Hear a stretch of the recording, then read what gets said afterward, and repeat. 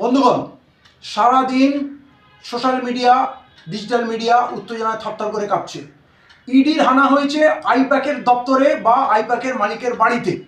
I-PAC হচ্ছে একটি সংস্থা যা তৃণমূলের নির্বাচনী পরিকল্পনা করে, দলের ডাটা ইনপুট দেয়, দলকে পরিচালনা করতে সহযোগিতা করে এবং এই তৃণমূলের বহু গুরুত্বপূর্ণ তথ্য আইপ্যাকের অফিসে থাকে বা ছিল।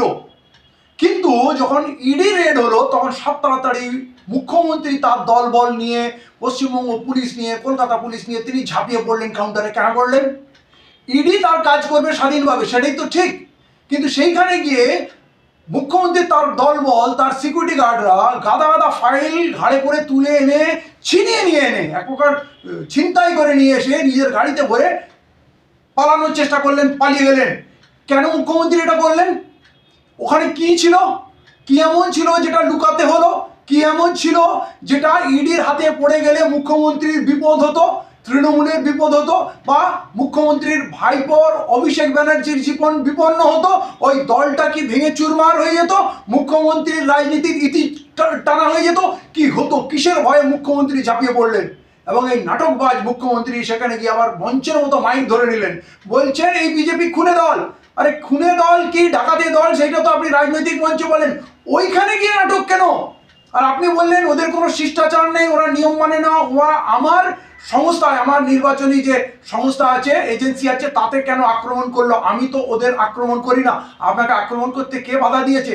আপনি বিজেপির দপ্তর, বিজেপির আইটি সেলে যদি প্রয়োজন মনে করেন হারা দেবেন। পশ্চিমবাংলায় যদি কোনো অনৈতিক কাজ হয় সেইটা ল অ্যান্ড অর্ডার থেকে প্রশাসন সব দেখার দায়িত্ব আপনার। তাহলে আপনি কি বলতে চাচ্ছেন আমি বিজেপিকে অনৈতিক কাজের অনুমতি দিয়েছি? বিজেপি কেন আমাকে অনৈতিক কাজের অনুমতি দিল না? পুরো বাংলার মানুষ কিন্তু এই চিত্রটা দেখলো, এই মুখ্যমন্ত্রী নিজের চুরি বাঁচানোর জন্য কি পরিমাণ জালিয়াতি করতে পারেন। এবং একটি কেন্দ্রীয় সরকারের সংস্থা তার কাজে, স্বাধীন কাজে হস্তক্ষেপ করলেন এবং কোথাও না কোথাও নিজের দুর্নীতি, চুরি লুকানোর জন্য এই অনৈতিক কথা কাজ করলেন এবং সেইখানে দাঁড়িয়ে মাইক নিয়ে পথসভা, জনসভা যাই বলেন করে নিলেন।